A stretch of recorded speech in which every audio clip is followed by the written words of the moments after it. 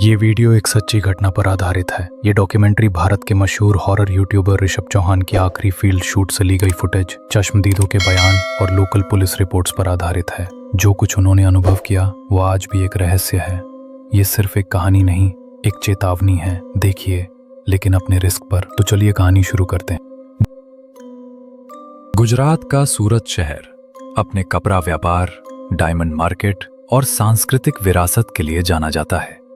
लेकिन इस शांतिपूर्ण शहर के किनारे अरब सागर से सटा हुआ एक तट है, डुमास बीच।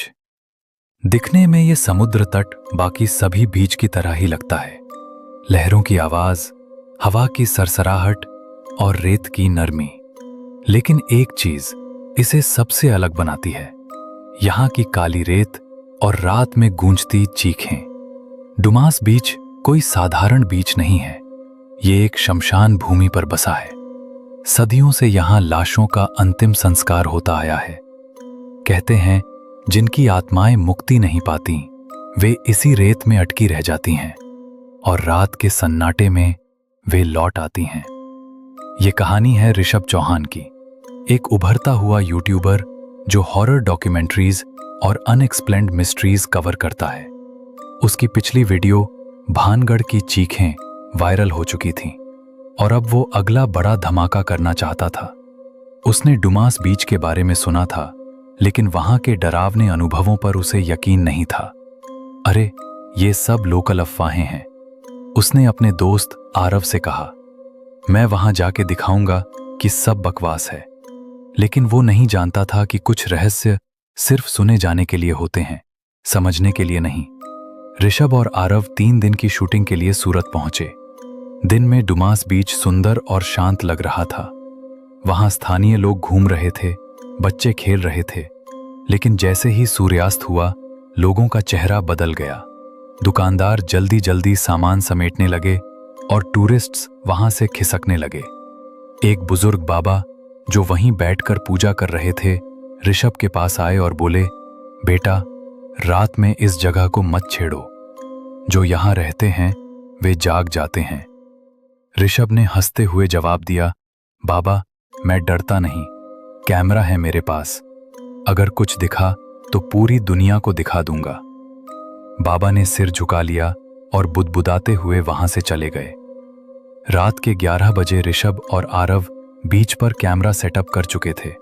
चारों ओर सिर्फ लहरों की आवाज थी और रेत में उनके कदमों की गूंज। उन्होंने कैमरे में नाइट विजन ऑन किया और 1 सेकंड के लिए स्क्रीन पर कुछ हलचल देखी। एक सफेद साया दूर समुद्र की ओर जाता दिखा। तूने देखा? आरव ने पूछा। हाँ, शायद कोई गलती से रिकॉर्ड हो गया, ऋषभ ने कहा। लेकिन उसके चेहरे पर झिझक साफ थी। वो उस साए की ओर बढ़ा और अचानक ठिठक गया। रेत पर कदमों के निशान तो थे, लेकिन केवल एक तरफ के, यानी कोई वहां से गया पर लौटा नहीं। आरव, रिकॉर्डिंग चालू रख। उन्होंने वहीं ओवरनाइट कैमरा सेट कर दिया और कार में जाकर सो गए। अगली सुबह जब उन्होंने फुटेज चेक की तो एक क्लिप में आधी रात को एक महिला की रोने की आवाज रिकॉर्ड हुई थी। स्क्रीन ब्लैक थी, लेकिन आवाज जैसे किसी के भीतर से निकल रही हो। मुक्ति, मुक्ति दो। आरव ने कैमरा बंद कर दिया और कहा, भाई, अब बहुत हो गया, ये जगह सही नहीं लग रही। लेकिन ऋषभ को अब जिज्ञासा हो रही थी। एक रात और, बस एक रात, फिर हम निकल लेंगे। दूसरी रात वे फिर लौटे। इस बार वे बीच के ज्यादा अंदर तक गए, जहां की रेत और भी काली थी। हवा में एक अजीब सी गंध थी, जली हुई चिता और फूलों की मिली जुली। और तभी रेत के बीच में एक मानव आकृति खड़ी दिखी। पूरे सफेद कपड़े, बिखरे बाल और बिना चेहरा। कौन है वहां? ऋषभ ने पुकारा। आकृति धीरे धीरे हवा में तैरती हुई उनकी ओर बढ़ने लगी। कैमरे की स्क्रीन फ्रीज हो गई। माइक्रोफोन से सिर्फ चीखों की गूंज आने लगी। और फिर तीसरे दिन सुबह लोग बीच पर आए तो कार वहीं खड़ी थी। कैमरे जमीन पर टूटे पड़े थे, लेकिन ऋषभ और आरव का कोई नामो निशान नहीं था। स्थानीय पुलिस को बुलाया गया, तलाशी की गई, ड्रोन से पूरा तट देखा गया, पर कुछ नहीं मिला। 2 दिन बाद पुलिस को एक एसडी कार्ड मिला। जो कैमरे के पास पड़ा था।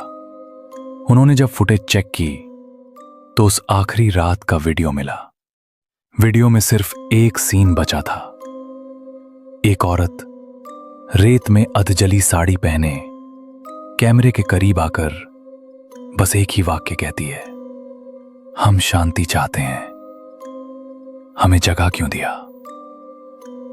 फिर स्क्रीन पर एक अंधेरा चेहरा आता है जिसकी आंखों में खून जैसा बह रहा था और फिर वीडियो कट हो जाता।